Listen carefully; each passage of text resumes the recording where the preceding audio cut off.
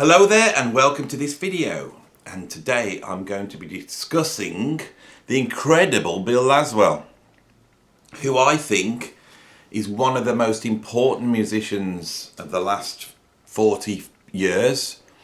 I would say he is possibly the most important jazz fusion musician of the 1980s and 1990s. A bass player, an artist in his own right, a member of many key bands and also a producer. I would say Bill Laswell's input into music is far more important than history has actually led us to believe. So some of you coming to this video, I hope there will be some Bill Laswell fans, but there may be some fusion fans that only know the name vaguely or don't know it at all and are wondering why is Andy saying this? You know, who's this guy? You know, I'm not really aware of him. Bill Laswell is a bass player who was born in 1955 in Michigan. He started off, he's not a jazz trained guy. He's interested in jazz, especially free jazz, but he's got a really wide set of interests musically, from punk through to free jazz to certain progressive rocks bands like Magma and Can, dub, reggae, ambience, electronic, experimental music. He's got a wide area that he works in. He moved to New York in the mid-70s, where he got a contact with Giorgio Gomelsky, who was a music producer that had really worked with like the Rolling Stones and the Yardbirds. He'd visited this channel, may be interested in that. He produced John McLaughlin's first album, Extrapolation. By the mid-70s, he was working with a number of progressive rock bands, not like Yes or Genesis, but more the sort of Canterbury end or the European end, bands like Magma and Gong. And he set up in New York, met Bill Laswell, who was very young at that point, and asked Bill Laswell to put a band together which was going to make a Gong album with David Allen, basically. And that album, it's the sort of first album that Bill Laswell worked on, and it's called New York Gong. And it had a bunch of young musicians that he'd met in New York. Fred Mayer on drums, Martin Beasley on guitar, Mikey Biernorn on keyboards. And after they formed that band, they basically formed another band called Material, Material was basically that band that had been put together for the Gong album. Now, Material emerged in New York when New York was really happening on the new wave scene.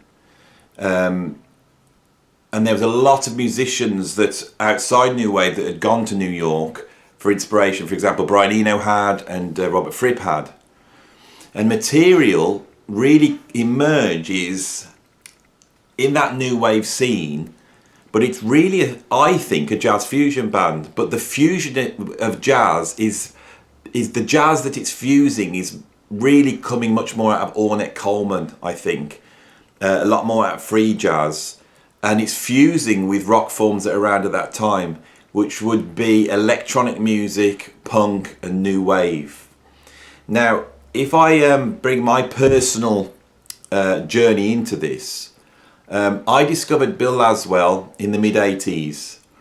I was browsing through a jazz section, and in that was an album that didn't look like a jazz album. And it was actually a compilation of the first two Material albums. I'm going to grab it now. Here it is.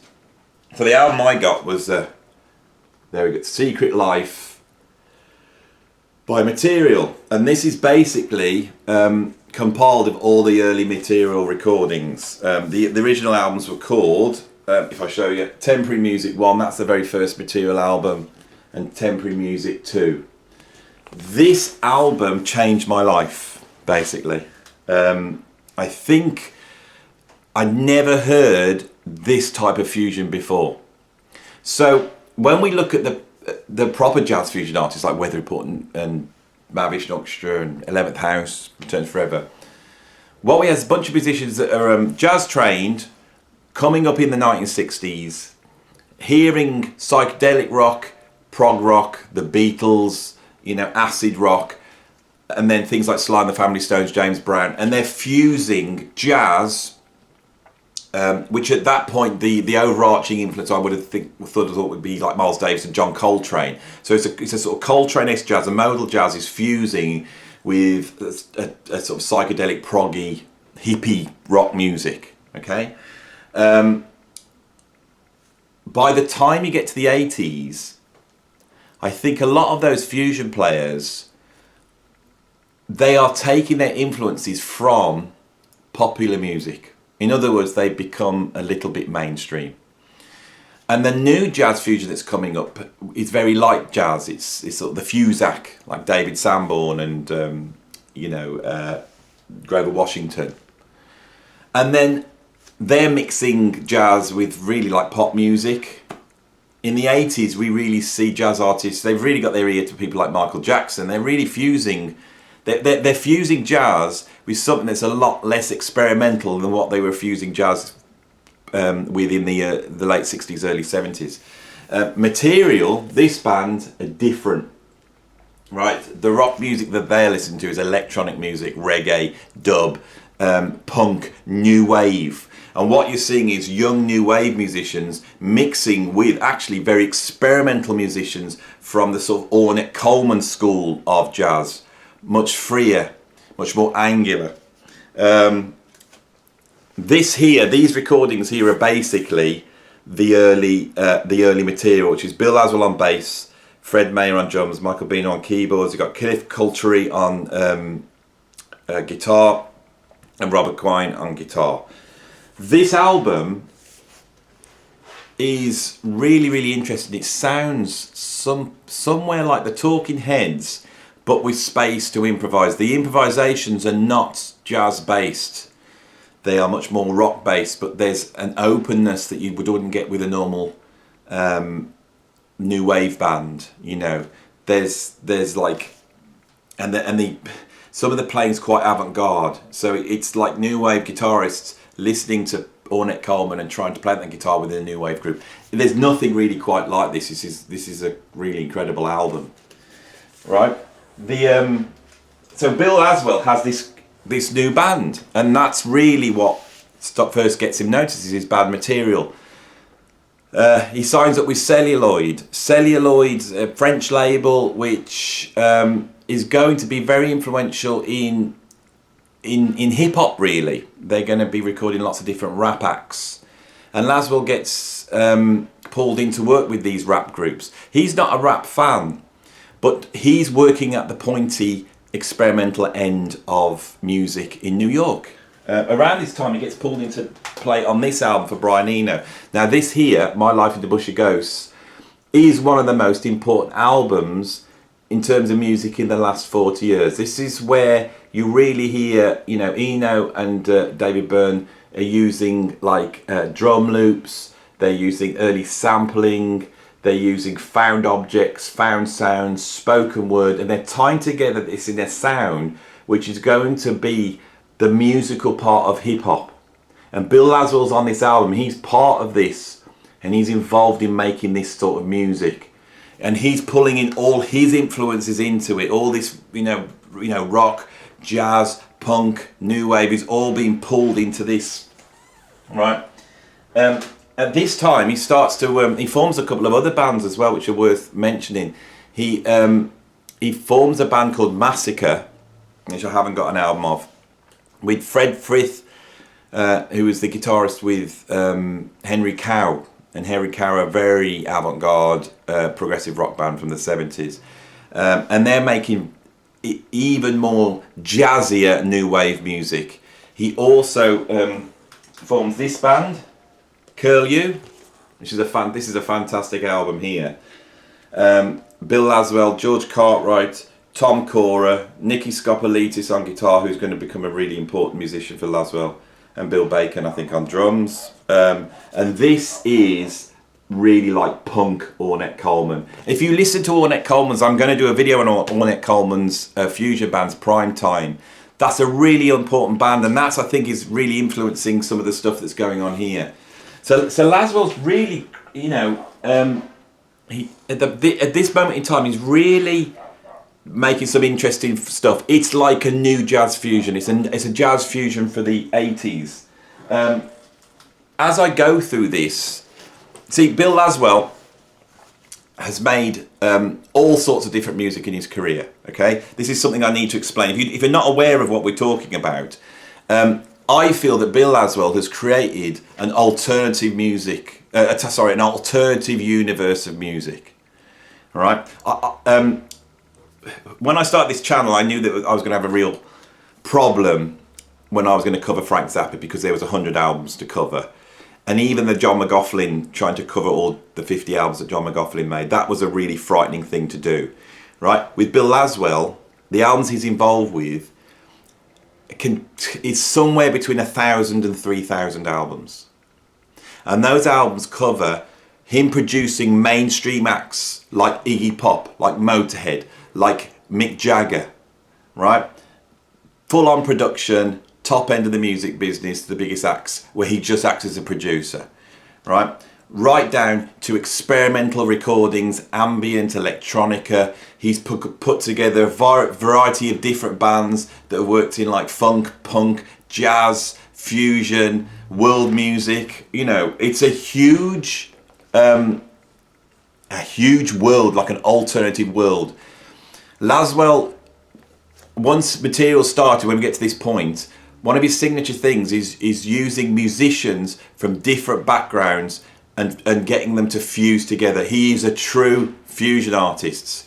And I think this is really important. This is why I really believe that Bill Laswell is one of the most important fusion artists of the last 40 years. He's definitely the most important fusion artist of the 1980s. I can't think of anybody that did as much as he did, you know, to change the face of music in that time. And this is jazz fusion. If you expect Weather Report or Mahavishnu Orchestra, you're not going to get it. You're going to get something else. I've got a lot of his albums, and I'm going to basically in this video go through his albums, trying to pull out the ones which a jazz fusion fan or a jazz fan would probably be most interested in.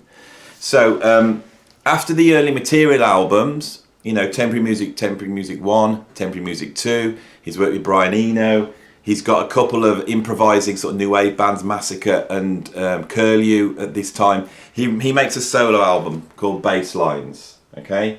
And for a jazz fan, this is a really great place to start. It really features his bass playing. He's one of my favourite bass players, a very interesting bass player.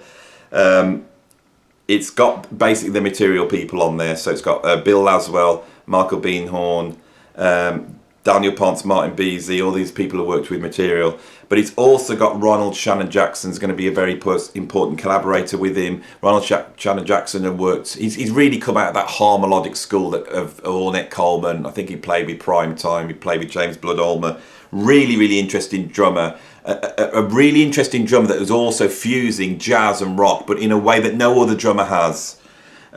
We've got Fred Frith from Henry Cow on here, and a few other guys. This is a really interesting album that is somewhere between early new wave and hip hop and sort of harmonic Ornette Coleman-esque jazz. Really interesting approach of improvisation on here. So yeah, these are all the early albums I'm going through. Okay, the Material then releases this, which is I think is one of the great fusion albums ever made. Material Memory Serves, and this is where they start to bring in jazz musicians to work with them. So on here we've got Sonny Sharrock on guitar. These are the collaborators, and when you read through this, it's a really interesting mixture of musicians. Laswell's a genius as a producer of bringing in different musicians from different backgrounds, as you'll see, in some cases really bizarre mixtures, and putting them together and making them work. He's also an incredible producer sonically. These albums sound absolutely incredible. His drum sounds, his keyboard sounds, his use of ambience is unbelievable. He has a signature sound as a producer. As you can tell as I'm talking about this through this video, it's really hard for me to explain the monumental nature of Laswell's world. An incredible bass player. He's formed a number of incredible bands. At the moment we've covered 3. Curlew, Massacre, and most importantly Material. And Material, I think, are one of the great fusion bands of the 1980s, but there's going to be some other really important bands that he's been in. And he's also a producer, and his production goes from work that he does artistically right through to producing really big artists. And some of those albums in the 1980s that he produced really changed the industry, as we'll find. All right? So bearing all that in mind, as we get into this album, which is like, I think of as a sort of second or third Material album, but there's a shift here with Material because they start to pull in jazz musicians. So you've got that new wave sound fusing with sort of musicians like Sonny Sharrock. Now, Sonny Sharrock is not Grover Washington, he's not David Sanborn. Sonny Sharrock is a free jazz noise guitarist that came out in the 60s. He played with Herbie Mann, he's on Jack Johnson, that's the place most fusion guys know him from. But he's an avant-garde free jazz guitarist. Fred Frith on guitar from Henry Cow, I mentioned him before. Henry Threadgill, is one of the strongest, most creative alto saxophone players to emerge from the free and experimental scene of jazz. So you imagine musicians like this, like George Lewis on trombone, Aludara on the trumpet, Billy Bang, incredibly creative violin player. Charles K. Noyes on drums, Fred Mayer on drums, may as well finish off, Laswell on bass, Michael Beinhorn on synthesizers. Michael Beinhorn, the original keyboardist of Material, he then leaves at this point and he ends up producing Soundgarden and the Red Hot Chili Peppers. The stuff that has come out of this world is pretty immense, right? But going back to it, so this is really interesting because it's like the basic Material band, that new wave sound, that punky, experimental, electronic band is now fusing with all these experimental free jazz musicians, and they're making music like you've never heard before. If you're a fusion fan and you don't know this album, you need to get it. It's one of the most important fusion albums of the 1980s, and there's going to be a lot of these in this video. The next Material album, right? This one really comes out of Laswell's early experimentation with hip-hop. So like I said, he's working for the Celluloid label and he starts to produce lots of different hip-hop acts. He's working with Africa Bambaataa. He's working with the turntablist DXT. And he's making like hip-hop singles. And the next Material album, which is this One Down, right, which is a really amazing but strange album, really starts to pull in these hip-hop influences into the mix. So we've got a bizarre catalogue of musicians on here. You've got Nona Hendrix on vocals from LaBelle, right? So this is actually quite commercial. It sounds like 80s chic, but with avant-garde jazz musicians on it. BJ Nelson's on backing vocals, Nicky Scopolitis on guitar. We've got Nile Rodgers on guitar from Chic, along with Oliver Lake, who's one of the great, free jazz saxophone players, but with Tony Thompson from Chic. So there's only this album where you would get these sort of mixtures. The most extreme is there's a track called Memories, which features Yogi Horton on drums, fantastic funk drummer, Raymond Jones on keyboards, and then Archie Shepp, the great Archie Shepp that played with John Coltrane, one of the great free jazz saxophone players, is playing on this with Whitney Houston on vocals. This is where you start to really see that Laswell approach of just putting the strangest musicians together. And it works, it really works. It's a fantastic album. So where's this all leading? Where's this all leading? Well, people start to notice him and they start to ask him to produce their records. One musician, one of the jazz legends that approaches Laswell to give him that new hip sound is Herbie Hancock. And Laswell gets pulled into work on this, Future Shock. And this contains the single Rocket. Now Rocket then becomes one of the biggest singles of the 1980s. It really gives hip-hop its signature sound. And that track is not really a Herbie Hancock track. It's much more a Bill Laswell production. Laswell's done everything on that bar the keyboards. This is something that needs to be stated, and if Herbie Hancock is watching this, sorry, but me knowing Laswell, I can hear that sound all over it. this whole album really changes not only the landscape of jazz, because every other jazz musician that wants to play fusion now is copying the sound of this. You know, you can see them all. Chick Corea, Stanley Clarke, they're all listening to Future Shock by Herbie Hancock, and they're copying that sound. But also at that time, MTV was still not allowing, it's hard to believe, but still not allowing black artists on their music video channel. The video to this only featured Herbie Hancock on a TV screen. The rest of it was like these robots walking around. So this became the first black artist to ever have a video on MTV, which they played all the time. And of course, you all know Rocket. There's nobody in the world that does not know Rocket. It's one of the biggest singles ever. You know, God knows how much money it made. But I always feel that Laswell was able to channel that money back into making creative music. Right, so throughout the 80s now, he starts to work with Celluloid. He also forms his own label, Axiom, and he starts to have like a roster of musicians working with him. Herbie Hancock is one. You know, all the guys we've talked about, Fred Frith, you know, Olodara, Billy Bang, they all become part of the Laswell world, and he starts to pull in musicians into this. You know. They must have been making music all day long, because like I say, there's at least 1,000 albums made, you know, by Laswell, you know, between then and now, most of them made over a 20-year period.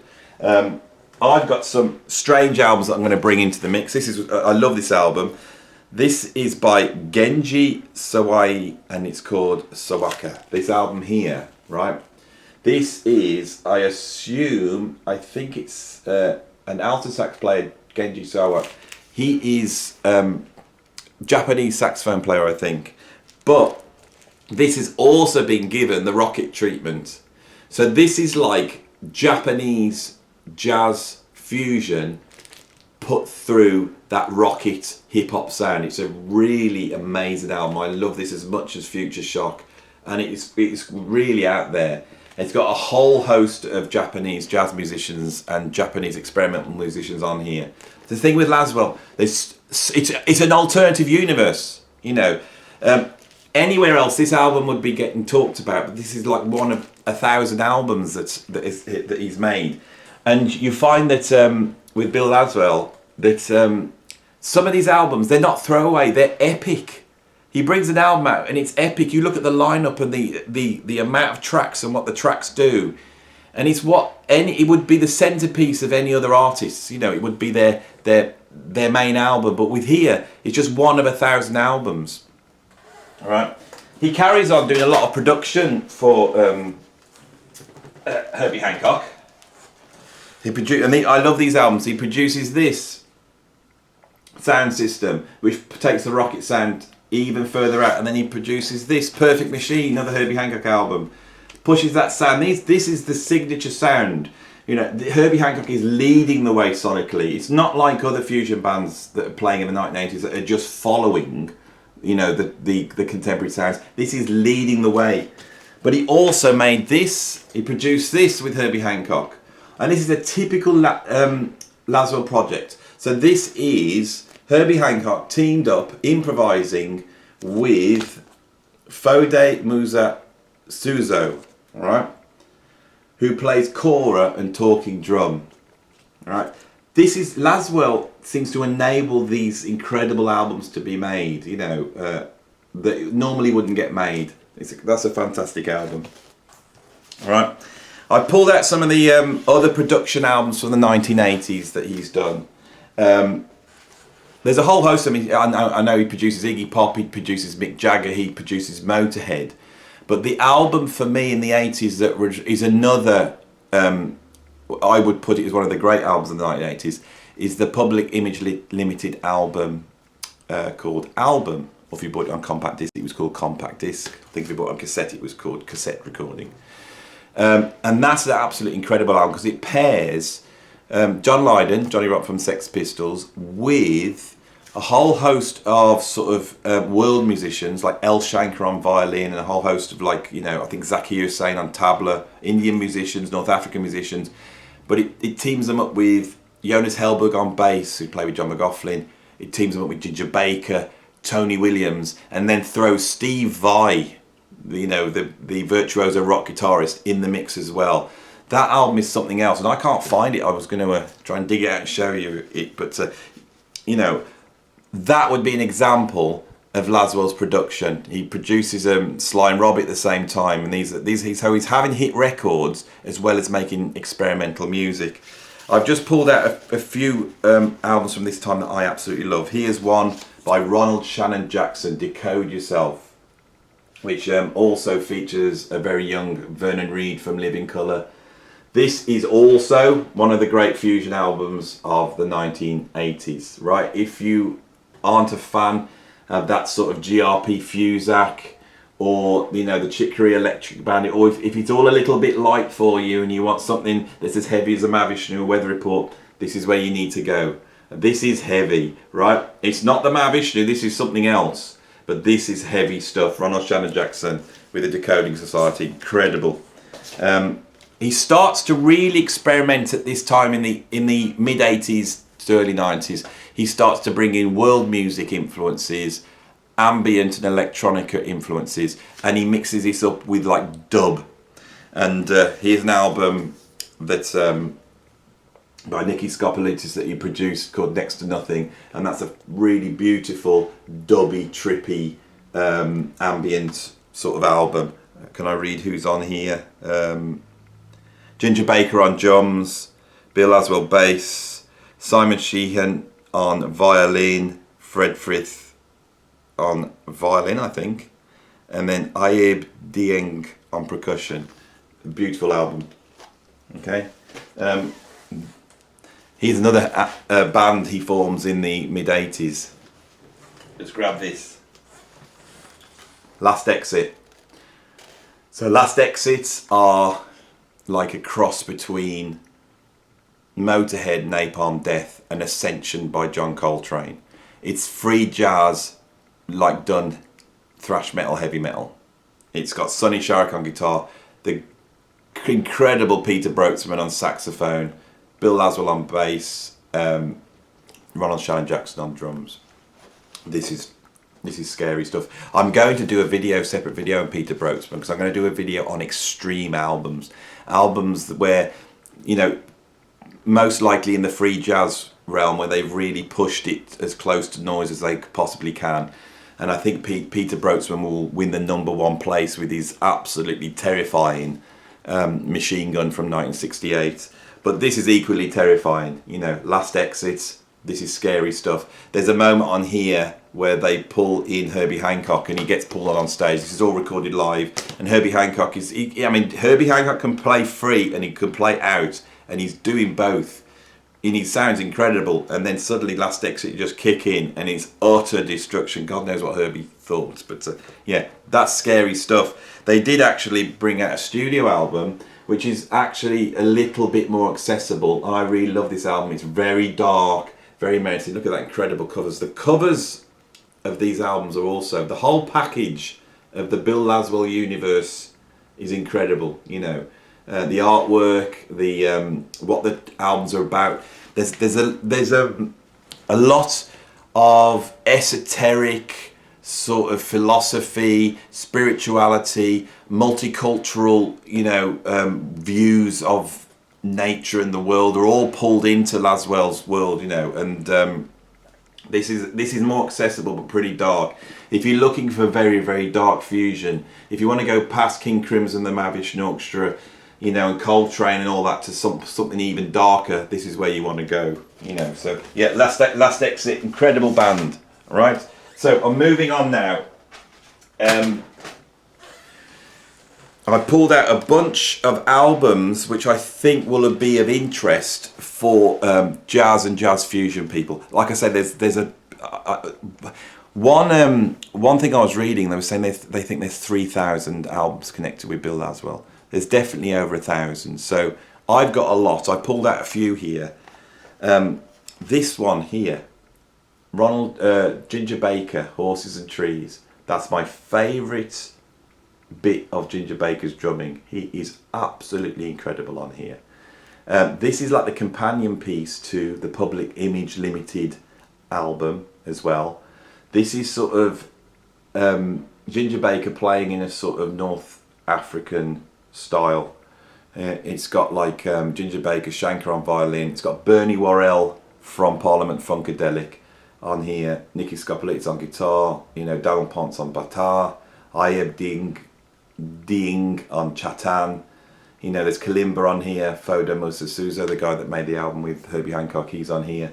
This is a really incredible album. I did read somewhere that Ginger Baker didn't want to make this album, and Laswell sort of tricked him with his production skills into making this by basically pretending that he was playing for somebody else. And then when he heard it, he liked it. So I don't know if that's true or not, but that's the story I heard. That's a great album. Another Ronald Shannon Jackson album with the Decoding Society, Taboo. Brilliantly dark, aggressive jazz fusion. These are jazz fusion albums, right? This is why I've got them on the channel. This is why I'm doing this. You know, if you're a jazz fusion fan and you don't know these, you need to check them out, because this is where the heavy stuff is in the 1980s. It's the stuff that Laswell did. A few other people as well, but here we go. So here is an album. This is another Japanese jazz album. This is sort of Japanese Ornette Coleman put through the Laswell production. This is a lot straighter album. I can't remember the lineup on here. So it's Akira Sakata on alto saxophone. He's an incredible player. Never heard of him, but I bought it because Laswell was on it. They got Bill Laswell on bass and Ronald Shannon Jackson on drums. And that's it, it's a trio. This is a really interesting jazz album, really coming out of sort of the Ornette Coleman school, but put through the sort of Laswell, you know, production process. Yeah. He did produce one more album for Herbie Hancock. This one, I've discussed this on the video I did for Sea of Tranquility. It's one of my favourite for Herbie Hancock albums. It really takes on the sort of post-dance music, electronica, just dropped a CD on my toe, world of the early 90s, early 2000s, sorry, late 90s. Laswell's production is incredible, really interesting album. Right, so here's a couple of fusion albums that will be really interesting for fans of this site. Sacred System, Nagul Site, right? This is a full-on jazz fusion album in the style of sort of Weather Report, but heavier, sort of darker, and a lot more sort of world music based. This is quite dubby as well, and even a little bit drum and bassy in parts. I love this album. The lineup is incredible when you see who's on this album. So I'm going to go through the lineup on this album. You got Ghulam Mohabid Kard on harmonium and voice. We got Suzanne Dahim on voice, and these are sort of like North African and Indian vocal styles coming in here. Dave Lehman, the great saxophone player from the Miles Davis Band, on soprano saxophone, along with Bayard Lancaster on soprano saxophone. You got Graham Haynes on cornet, Craig Harris on trombone. You've got Clive Bell, who worked in this sort of free jazz scene in the UK, I think, but he's playing Kahin and Shakuhachi. I don't even know what they are, but it's obviously world instruments. Nicky Scopolitis on 6 and 12 string guitars. Bernie Worrell from Parliament Funkadelic. Laswell's a big Parliament Funkadelic fan, as you're going to find out. He's really done a lot in that world. He's got Laswell on bass. Jar Wobble from Public Image Limited, you know, on bass. Zakir Hussain on tabla. The legendary Badel Roy on tabla.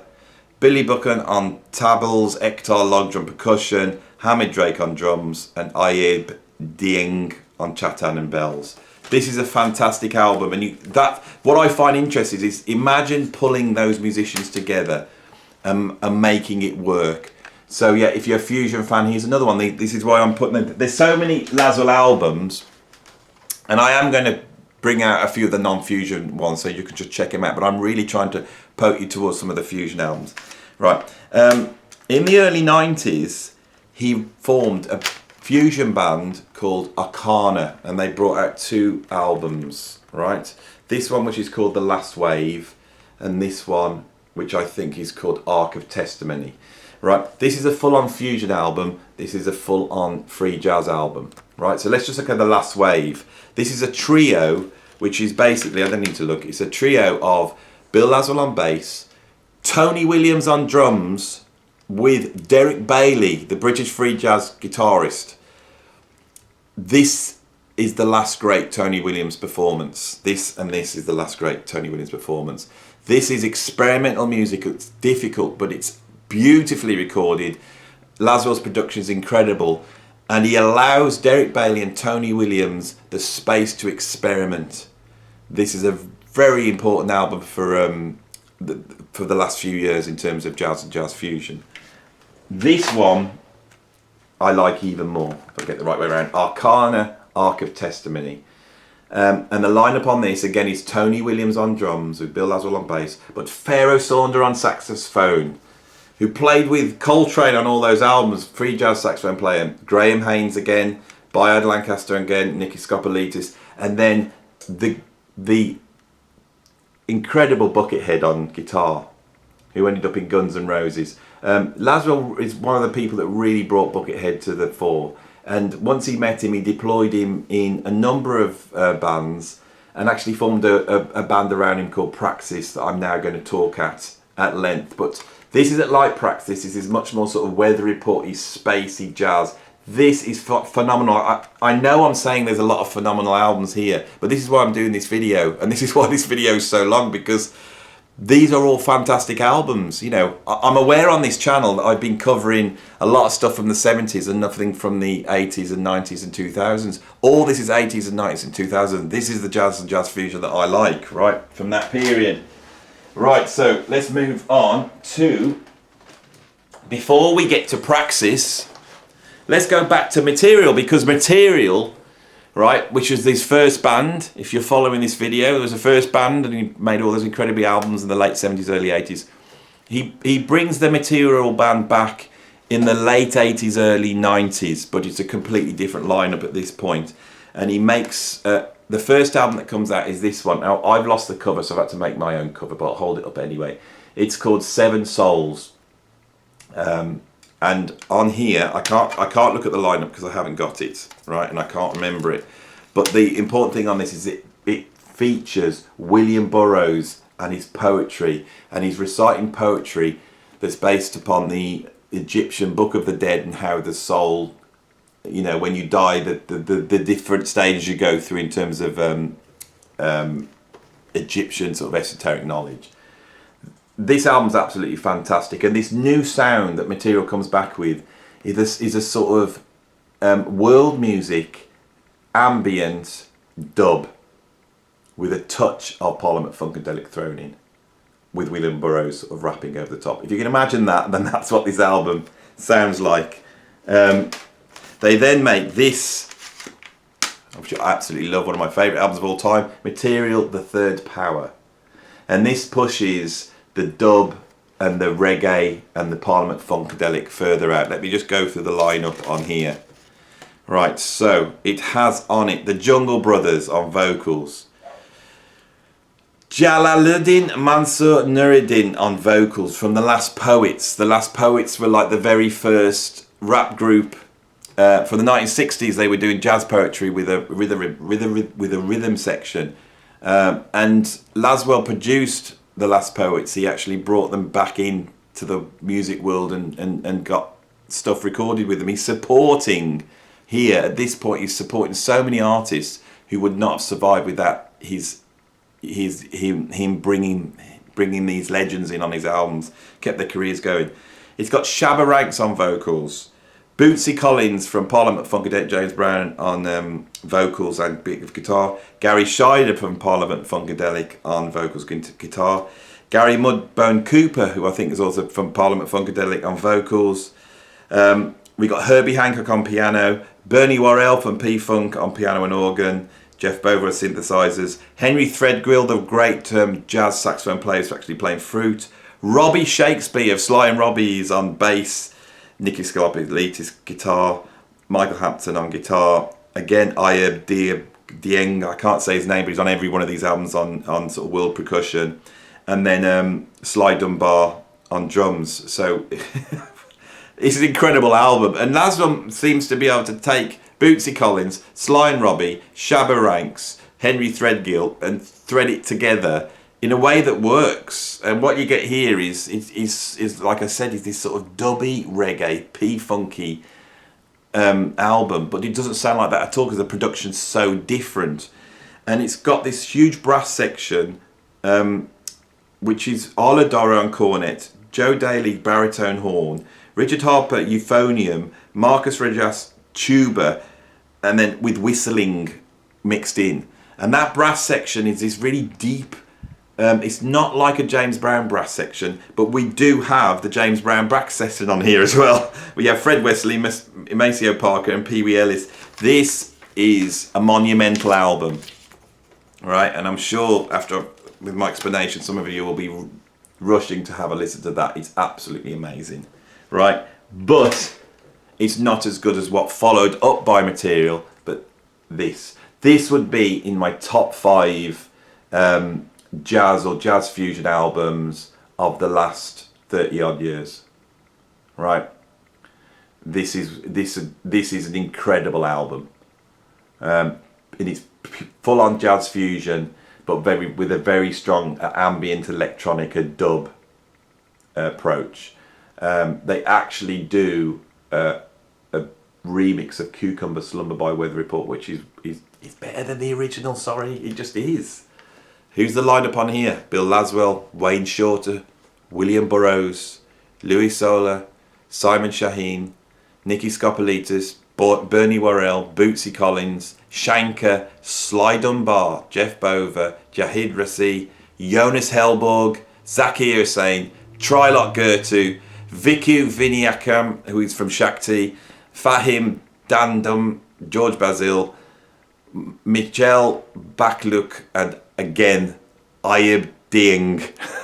Right, it's the only trouble. I really want to read out the people on here, so you just get the incredible lineups he's got on these albums, but some of them are hard for me to pronounce, and I'm just going for it. So I do apologise to anybody watching this for the awful pronunciation of some of the musicians on here. But yeah, this is essential purchase. If you're a jazz fusion, fan, then go and buy this. And this is always the album I play first when people who don't know who Bill Laswell say, "Who's Bill Laswell? Can we play something by him?" I always play this one. And look at that incredible cover as well. The whole thing's absolutely brilliant, right?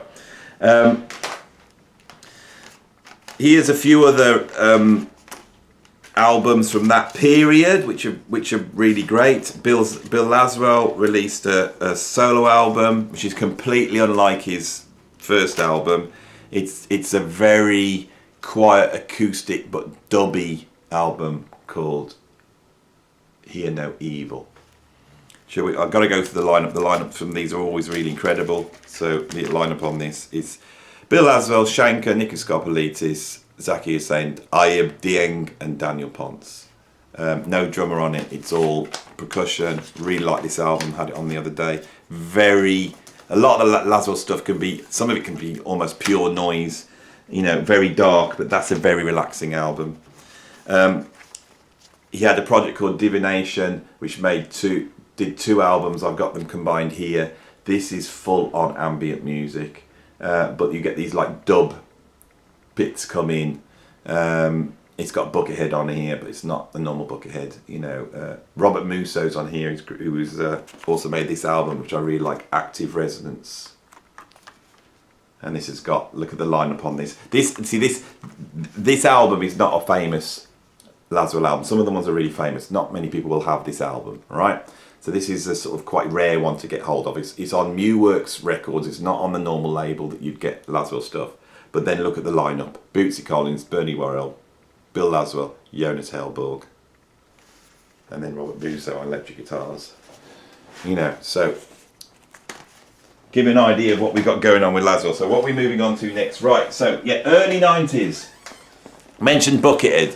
Bill Laswell discovers this young guitarist who is called Buckethead, who has really come out of sort of the Sean Lane school of impossible guitar playing, very heavy metal. using like really strange interval jumps. Those of you who don't know Sean Lane should go and check him out. He's one of the great guitarists of all time. And Buckethead comes out with this sort of Sean Lane way of playing, but he's got this like KFC bucket on his head, and he's got this white mask so nobody knows who he is. And he puts a band around him called Praxis. And the band features Bernie Worrell and Bootsy Collins from P-Funk. Right, Brain, who will end up in Primus, but was actually from a band that Laswell had produced called the Limbo Maniacs, on drums. There's a turntablist. Who's the turntablist? AF Next Man Flip. No wonder I didn't remember it. Who's scratching and doing all that sort of stuff, and then Buckethead on guitar, and you can see them here. And you can see if I can get it without the light on. There we go. You can see Bootsy there, Bernie Worrell blowing into his keyboards. And then that guy there, can you see him? With the white looking scary, that's Buckethead. This album is again one of the great fusion albums from the last 30 years. It's essential purchase. And Praxis are a band you have to check out. This is heavy stuff though, this is scary stuff. Right, it's very funky in places, dubby in places, and it's also like thrash metal in places. They followed this up with an album called Sacrifice, which I haven't got. I actually lost my copy because I used to lend it out so much, because Sacrifice is probably the heaviest album I've ever heard. If you're into metal and you're into thrash metal and extreme metal, right, the heaviest album I've ever heard is not by a metal band, it's by a fusion band formed by Bill Laswell called Praxis. Sacrifice has got some heavy stuff on it. They followed that up with Metatron. You know, this is just Buckethead, Bill Laswell, Brain. And this again, this is sort of electronic experimental heavy metal. They went out live. There's a ton of live albums. I've got this one here, Praxis Transmutation Live. There's a whole bunch of Buckethead albums. Buckethead as well is like an alternative will. Buckethead's gone on to make hundreds and hundreds of albums. He's been releasing like 50 albums a year or something. But Laswell was involved in the production of his early albums. I've just pulled one out to show you, which is called The Day of the Robot. There it is. And this is basically drum and bass speed metal, right? They've also made an album which I have recently checked out called Profanation. And again, Laswell is still pushing the boundaries, and this album is really, it's like a metal album, but like a metal album you never heard. So to say Praxis is a metal band is not to explain what they're like. It's not a metal band. There's too much electronic, too much dub, too much, you know, noise. But there's a sort of heavy metal side to Bill Laswell, which has really been pushed, you know, with that band. If you're aware of bands like Mr. Bungle or Naked City, John Zorn's group, then Praxis is the next band for you to go for. You should check that out. Right, we're getting quite close to the end of this now.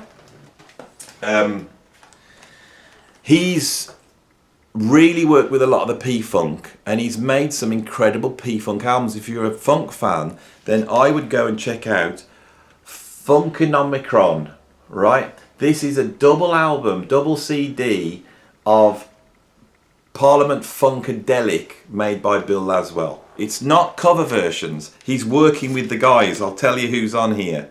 So on here is Bernie Worrell, DXT on turntable, Laswell, and then you got George Clinton, Gary Mudbone Cooper, Bootsy Collins, Herbie Hancock, Robbie Shakespeare, Sly Dunbar. It's basically the crew that has, you know, gravitated around Laswell, plus virtually everybody from Parliament Funkadelic. If I was going to say which is my favourite P-Funk album, it's this album, and it's epic, you know, and it's got like the Parliament sound on there, and it's got the Funkadelic sound on there, but it's also got Laswell's weirdness on there as well.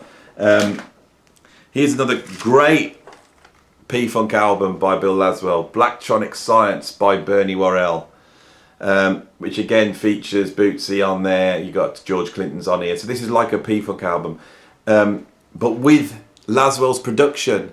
But also he sets up Bernie Worrell with Tony Williams, and they do sort of like Wes Montgomery organ trio stuff, and Worrell's incredible on it. It sounds amazing. And Tony Williams, it's some of his great drumming on here as well. This is a really amazing album. And then, for Bootsy Collins fans, here is Bootsy's alter ego, Zillatron. This sounds very Praxis-y.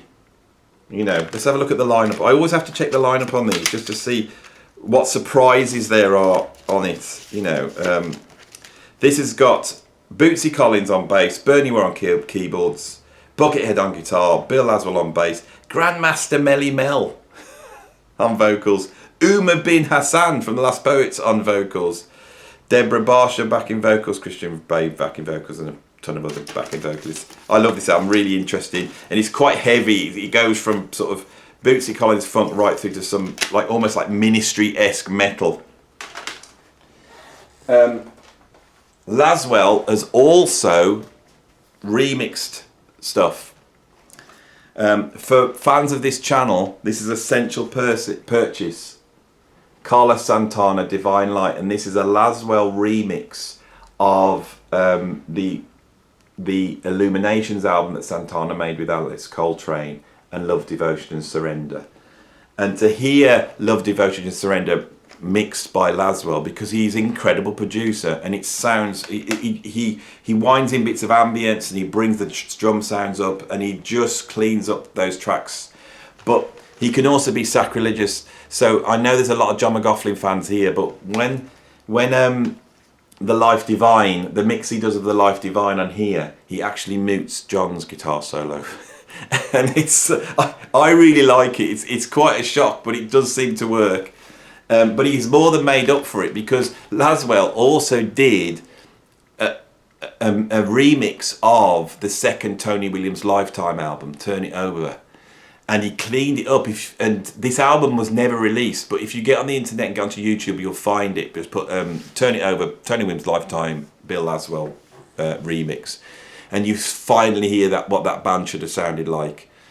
He's also remixed the early Miles Davis electric albums, and he made an album called Panthalassa, where he really cleaned and edited those tracks up, and you get to hear in a silent way how it should have sounded, and you get to hear stuff off on the corner and off Big Fun, and he finds some alternative takes as well. And I would say again, I am a big Laswell fan, but if you wanted to buy just one album of the Miles Davis electric period, it would be Panthalassa by Bill Laswell. Then he took the tracks and he got a number of people to remix it. I've had it in the background here. So what these are modern remixes of tracks by Miles Davis, you know, by people like DJ Crush, you know, has done a remix on here. Laswell's done some remixes on here.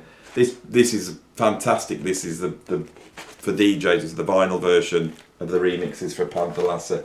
I've also got another Bootsy Collins album up there that he produced in the late 80s. You know, I've got a ton of Laswell albums. So in terms of remixes, he's also done things like this, Imaginary Cuba. You know, when Buena Vista Social Club happened, Laswell, I don't think he liked that. I don't think he liked the way that was done. So he then went off to Cuba, and he basically walked around with a recorder, making field recordings, and then mixed that into this album. Really interesting album. It's like the real Cuba music. He went looking for that and found it, and it is like an answer to Buena Vista Social Club. Great album. He also did an incredibly accurate and beautiful recording of the Master Musicians of Jajuka, which I think he carted out, you know, a full recording studio out into the mountains and recorded that there. That's an incredible album. Master Musicians of Jajuka are a sort of Moroccan group that live out in the mountains there. Brian Geist and William Burroughs, you went out and discovered them, and then Arnett Coleman went and jammed with them, and they were really important to a certain avant-garde jazz and sort of hippie dropping out world, you know, and people would go out to the mountains to hear them, you know, so Laswell went out and did a proper recording of them, which is that, and it is absolutely stunning. He's made a lot of dance music, he's made a lot of drum and bass, lots of hip-hop. I haven't pulled a lot of that in because I didn't think it would be as interesting to the people who watch this channel, but I have brought out his third solo album, which I think is called Oscillations, and that's a drum and bass album. So lot of information here. A lot of albums that I've gone through. Like, I've got a load more, and I didn't want to just, you know, do your head in with the amount of stuff. This is an alternative universe. It's a complete world, you know.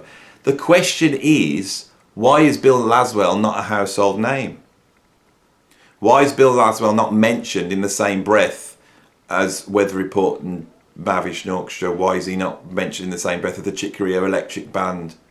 You know, some of you may not know him at all, and been surprised that I've managed to talk for an hour about a musician who's made over 1,000 albums and worked with like Herbie Hancock, Bootsy Collins, Henry Threadgill, Sonny Sharrock, Ginger Baker, Tony Williams, you know, and has produced Mick Jagger. This is really odd. I find it odd that there's not books in Waterstones about Bill Laswell, that there's not documentaries coming out like they've done for Weather Report and for Jaco Pastorius, because this guy not only has made all this incredible fusion, but he's also really created the landscape of music in the 1980s, especially in terms of his hip-hop production. He's been an innovator in terms of ambient music and electronic music and dub, right? And he's produced some of the biggest artists in the world. And I think with Bill Laswell, that's the problem. Is his world is so wide that nobody will claim it as theirs. You know, the jazz and jazz fusion world will not claim him, even though, as you see, I've just pulled out, you know, maybe 20 fusion albums. Well, there's probably 100, 200, you know, proper jazz fusion albums, you know, that have been made by Bill Laswell. He doesn't sound like Weather Report. He doesn't sound like the Mavish Orchestra. He doesn't sound like Chick Corea's Electric Band, right? This is his own type of fusion that he's forged, but it is a true fusion between jazz, especially sort of the avant-garde free jazz, Ornette Coleman school, with contemporary rock, pop and electronic music. This is what fusion should have been like by all artists, you know. And I think this is worth, I mentioned it earlier, but I think it's worth looking at the downfall of a lot of jazz fusion in the 80s, because what they're trying to fuse jazz with is the pop music rather than the heavy stuff. That's the downfall of it. And the reason why they're doing that is because back in the 80s, you still had, you know, jazz channels, especially in America, and these records sold. You know, Laswell was able to make records sell because of, in a different way, you know. So, yeah, Chick Corea Electric Band sold records, you know, the GRP stuff, you know, Tom Scott sold records, Dave Grusin sold records, but none of them sold records like Rocket by Herbie Hancock, you know. I can remember watching Public Image Limited on Top of the Pops in the charts. I can remember watching on Top of the Pops Sly and Robbie with a Bill Laswell produced track. You know, he's continually had hit records, but at the same time made some of the most experimental music that's anyone's ever made. And I think that is the reason why he should be celebrated, but is perhaps the reason why he's not. Anything that's hard to compartmentalise, and 3,000 albums is hard to compartmentalise, it will always be difficult, you know. But I really wanted to make this video as an introduction to Bill Laswell, because I'm going to be coming back to some of these albums and I'm going to start, you know, mentioning them more and more. And I thought I need a video up here that just really explores this guy, you know. But yeah, for me, he is one of the most important musicians of the last 40 years, and the stuff he did through the 80s, 90s, early 2000s was some of the best jazz and jazz fusion out there. He's incredibly open musician who seemed to just be at home in all these different styles of music. Incredible bass player, incredible producer, and an incredible artist and visionary. So I hope you've enjoyed this video on Bill Laswell. I'm now going to be moving to music a little bit outside of the just the 70s fusion. Now we're going to be opening it up, you know, and some of the artists that we've covered here we're going to be going into deeper as well, I think. But again, if you like this video, obviously like it, and if you want to hear more, subscribe. But most importantly, you know, if we do have some Laswell fans, and I'm sure my channel being what it is and the artists that I've been looking at, I'm sure there's going to be a few Laswell fans there, you know, so please, you know, you put in the albums you like in there, and if you don't know Laswell and want to discuss more, I will always put comments in and I will reply to anything you say, so put some comments in the thing down below. Okay, I hope I've done him justice. I'm going to finish up there. I'm no doubt we'll return to him in the future, being such a major artist. But yeah, this was Bill Laswell and his alternative universe, and I will be back with another video very soon. Thank you.